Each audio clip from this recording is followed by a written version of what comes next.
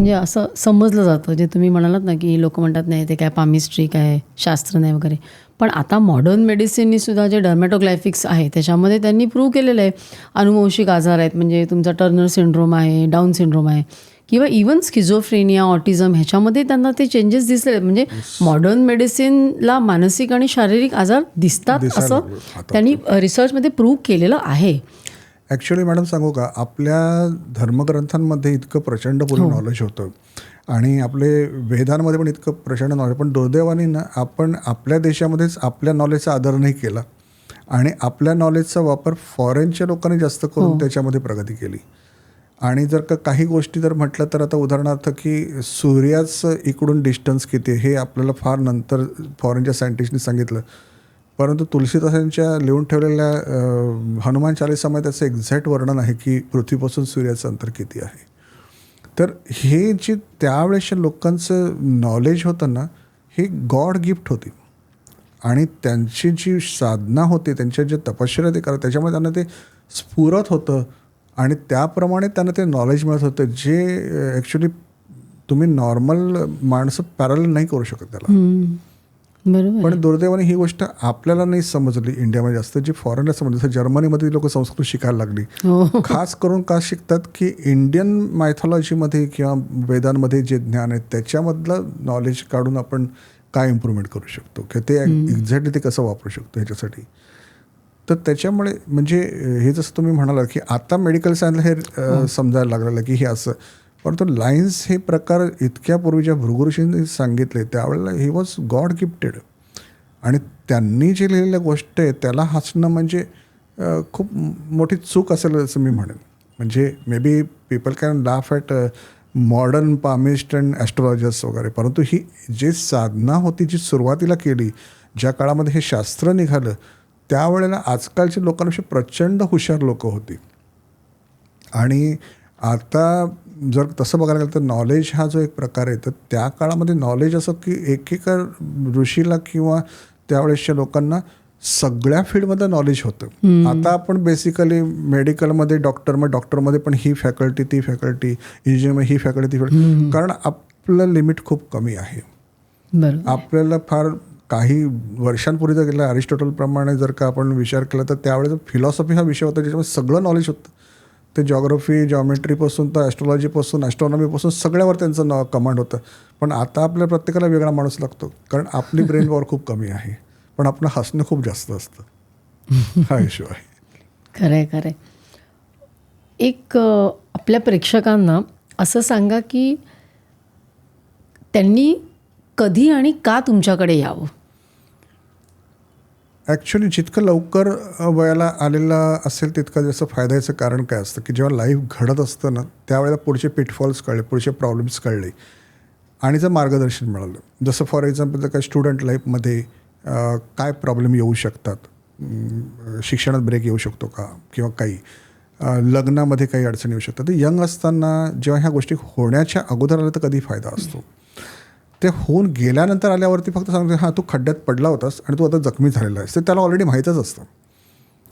खूप वेळा माझ्याकडे अशी लोकं येतात जशा लेडीज आहेत किंवा जेंट्स आहेत ज्यांची वय वाहून गेलेली असतात, लग्न झालेलं नसतं आणि मग तेव्हा मला विचार की सर आमचं 36ला 37 लग्न नाही कधी होणार. तर त्यांचं योग 24ला 26ला 27ला 18ला येऊन गेलेला असतो.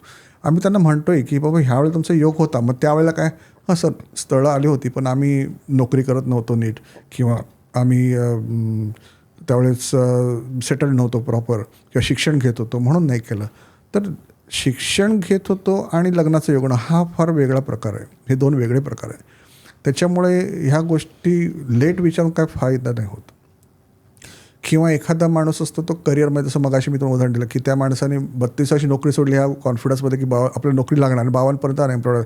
असा माणूस यंग असताना 25 वर्षी माझ्याकडे आला असं मी त्याला सांगितलं बाबा ह्याच्यात तुला बाहेर पडायचं आहे, ह्याच्यातून तुला ह्या करिअरमधून बाहेर नाही पडायचं, तुला ह्या थॉटमधून बाहेर पडायचं की मी कुठेतरी दुसरीकडे जाईल. आणि असे मी बऱ्याच लोकांना गाईड केलेले पण आहेत आता की जे प्रयत्न करतात. आता तर रिसेंटली एक व्यक्ती होती जी अमेरिकेमध्ये त्यांनी व्हिडिओ कॉल घेतला होता की त्यांनाही त्यांच्या ऑर्गनायझेशन बाहेर पडायचं होतं. तर मी म्हटलं की सर तुम्ही बाहेर पडलात तर नवीन ऑर्गनायझेशन तुम्हाला कुठेच टिकणार नाही आहे, तिकडे कंटिन्यू ठेवणं आवश्यक आहे. तर हे गायडन्स तुम्हाला बिफोर हँड घेणं खूप महत्त्वाचं. बरोबर आहे. त्या जितके यंगर असतील आपल्याकडे आणि ते जर गायडन्स घेतलं त्याचा फायदा होतो. आणि जर का ओल्ड असतं आणि त्यांची ऑलरेडी आयुष्यामध्ये बऱ्यापैकी त्रास होऊन गेला असेल तर मी फक्त एवढं सांगतो की हे तुमच्या आयुष्यात होऊन गेलं. म्हणजे माझ्यापुढे बसलेला माणूस होतो, हा तो टाकलं तर की फायनान्शियल तुझा स्ट्रेस होता, तुझा नोकरीचा हा प्रॉब्लेम आहे, तुझ्या शिक्षणामध्ये हा प्रॉब्लेम होता, तुझ्या लग्नात हा प्रॉब्लेम, तुझा डिवोर्सचा प्रॉब्लेम, हे सगळं मी सांगतो जे त्यांनी ऑलरेडी फेस केलेलं आहे. आणि मग त्याच्यानंतर मग आपल्याला त्याच्यामध्ये चेंजेस फारसे नाही करता येत. तर जितकं अर्लियर तितकं बेटर, जितकं अर्लियर तितकं बेटर. जितकं लग्नाचं आहे तर खूप लोक असं कुंडली जुळवतात ऑस्ट्रेलियामध्ये. आता मी खूप वेळा असं म्हटलं की एखाद्याच्या नशिबात लग्नाचा योग आहे आणि त्याला जर लग्नाचं सुख असेल ना त्याची कुंडली जुळो का न जुळो त्याला लग्नात सुख मिळणारच आहे. पण पामिष्टीप्रमाणे जर का तुम्हाला एखादं लग्न तुम्ही करणार आहे, तुम्ही खूप ॲडमंट स्वभावाचे, खूप तापट आहात, तुमचं लग्नामध्ये डिवोर्स योग आहे किंवा जर का सेपरेशन योग आहे आणि जर तुम्ही अगोदर जर का गायडन्स घेतलं असेल आणि फॉर एक्झाम्पल जर तुम्ही ज्याच्याशी जमतं त्याचाही हात जर दाखवला असेल आणि तुम्हाला काय योग येणार हे दिसलं तर ते अवॉइडेबल असतात आणि ते अवॉइड करू शकतात. म्हणून ते अगोदर येणं आवश्यक आहे. एकदा का तुमचा डिवोर्स झाला मग सांगितलं की सर माझा हात बघा आणि म्हटलं हा तुझा डिवोर्स झाला तर मग त्याला काही अर्थ राहत नाही आणि गेलेली व्यक्ती आयुष्यात परत कधी येणार पण नसते. तर जेवढं आपण अगोदर करावं तेवढं चांगलं. पण माझ्याकडे येणारे म्हणजे 82 वर्षाची पण व्यक्ती माझ्याकडे दाखवून गेली. म्हणजे इट वॉज व्हेरी रेअर केस, पण 82 वर्षाची आणि त्यांची मिसेस 75 वर्षाची आणि त्यांच्या मुलींनी 54 वर्षाच्या मुली त्यांना आणलं होतं. आणि त्याचं कारण असं होतं की 82 आणि 75 वय असलं तरी दोघं प्रचंड भांडत होते त्याही वयाला. त्याचा त्रास मुलीला खूप होत होता. आणि त्या आल्यावरती मी त्यांचे हात बघितले, लगेचच मी मुलीला म्हटलं की मॅडम तुम्ही आलं ते तुमचं फुकट आहे येणं माझ्याकडे, कारण हे ना बदलणार नाही आहेत. हे are destined to actually fight throughout their life आणि ते नाही बदलणं कारण त्यांचा प्रचंड ॲडमंट स्वभाव आहे. तर ते बोलले सर मी लास्ट होप्स म्हणून तुमच्याकडे आलं, कारण काय झालेलं आहे की मला प्रचंड त्रास होतो ह्यांचा, हे माझ्याच वरती राहतात, यांची मोठी भांडणं झाली की मला धावत जाऊन त्यांची भांडणं सोडवावी लागतात आणि ॲक्च्युली मी माझ्या मुलांकडे लक्ष घालण्याची आईवडिलांकडे अजून घ्यावायला लक्ष घालते. तर मी त्यांना समजवण्याचा प्रयत्न केला, म्हटलं मी तुमच्याशी बराच लहान आहे वयाने, परंतु एक समजून घ्या की मॅडम तुम्ही काही गोष्टी मनात पकडून धरलेल्या आहेत, त्या धरून तुम्ही त्यांच्याशी भांडत आहात, पण त्यांनाही तेवढा त्रास होतच आहे ना. त्यांच्या हातावर मला दिसतं की त्यांनाही टेन्शन होतं. त्यांनी फटकन एक स्टेटमेंट, नाही मला काही त्रास होत नाही. आणि मग परत तिकडून भांडण सुरू झालं. मग मी त्यांना हेच म्हटलं की मॅडम हेच मी तुम्हाला सांगितलं की ह्यांच्यात बदल होणं शक्य नाही आणि एवढ्या लेट आणून काही फायदाही नाही. असे वय एवढं झाल्यावर म्हणजे थोडक्यात कसं असतं मॅडम की जोपर्यंत फ्लेक्झिबिलिटी नाही ना तोपर्यंत गोष्टी बदलत नाही.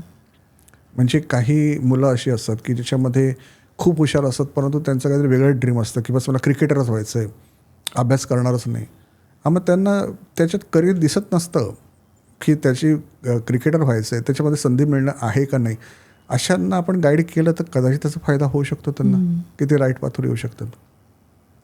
कारण तुम्हाला जर का क्रिकेटर व्हायचं आहे, संगीतकार व्हायचं आहे, काही व्हायचं आहे तर त्याच्यामध्ये हाताचा एक पर्टिक्युलर शेप लागतो ज्याला आपण असं आहे. हां, तर त्याच्यामध्ये तुमच्या हाताचा शेप बघून त्याप्रमाणे आपण त्याला गाईड करू शकतो की साधारणतः ॲक्च्युली त्याला आर्टिस्टिक हँड म्हणतात. ज्याच्या अंगामध्ये आर्ट आहे त्याला आर्टिस्टिक हँड लागतो. जनरली आपल्याला विदाऊट आर्टिस्टिक हँड एखादा माणूस खूप फेमस आर्टिस्ट होणं थोडं कठीण पडतं.